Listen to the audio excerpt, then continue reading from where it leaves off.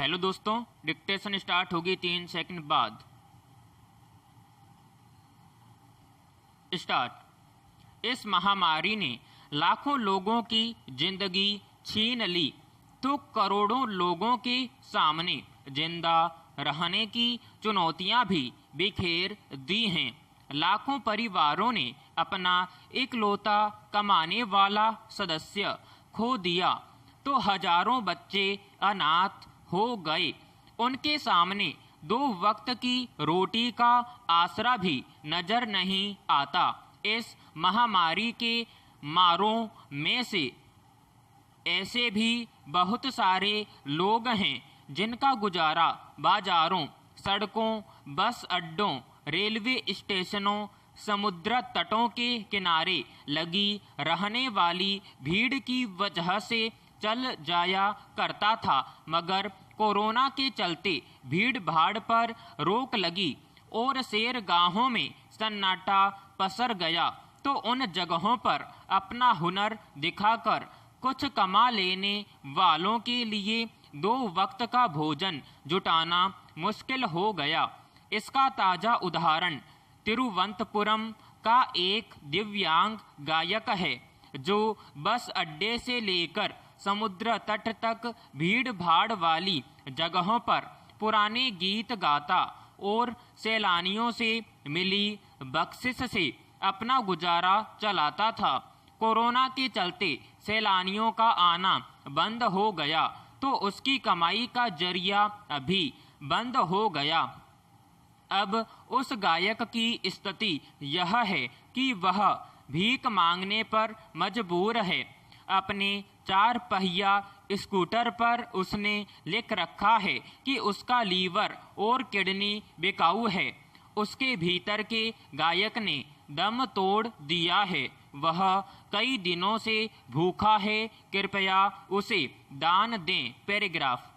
ऐसे न जाने कितने गा बजाकर, हाथ की सफाई, तमाशे, करतब वगैरह दिखाकर अपनी दैनिक जरूरतें पूरी करने वाले लोग इस दौरान बेहाल हो गए हैं। जिन दिहाड़ी मजदूरों, रेहड़ी पटरी पर रोजगार करने वालों के काम छिन गए और उनमें से लाखों अपने पैतृक घरों को लौट गए। उनमें से बहुत सारे लोगों ने तो रोजी के दूसरे साधन तलाशने शुरू कर दिए। बहुतों ने मनरेगा जैसी योजनाओं में काम तलाश भी लिया, मगर अपना हुनर दिखाकर पेट भरने वालों के सामने तो कोई विकल्प भी नहीं बचा। ऐसे लोगों को अपनी कला, अपने हुनर पर भरोसा और अपनी कला को जीने की जिद होती है। फिर उनमें जो दिव्यांग हैं उनके सामने तो और मुश्किलें पेश आती हैं। वे कोई मेहनत मशक्कत का काम कर भी नहीं सकते। उनके लिए तो कमाई का जरिया उनका हुनर ही होता है। यह केवल हमारे देश में नहीं, दुनिया भर में है।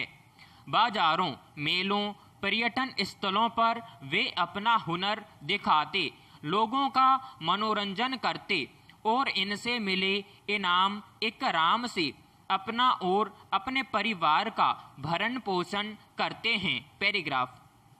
कोरोना के चलते लोगों के रोजगार छिन जाने पर उचित ही चिंता जताई गई और सरकारी स्तर पर उन्हें मदद पहुंचाने की योजनाएं बनी तो उनमें मजदूर और छोटे मोटे काम करके गुजारा करने वाले लोगों के लिए कुछ समय तक राशन वगैरह उपलब्ध कराने पर विचार किया गया, मगर जो अपनी कला, अपने हुनर के बल पर स्वाभिमान के साथ जीवन गुजार रहे थे उनके लिए शायद ही मदद की अलग से कोई योजना बनी।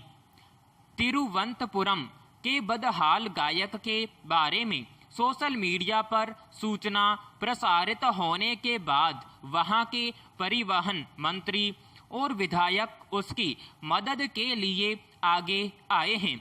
अगर उसने अपने स्कूटर पर अपनी स्थिति बयान न की होती तो शायद उसे यह मदद भी न मिल पाती, मगर उसकी तरह भूखमरी झेल रहे लाखों गायकों, कर्तव्य दिखाने, लोगों का मनोरंजन करने वालों और अपनी कला के साथ जुड़े लोगों को मदद कैसे पहुंचे, इस पर गंभीरता से सोचने की जरूरत है। विराम समाप्त।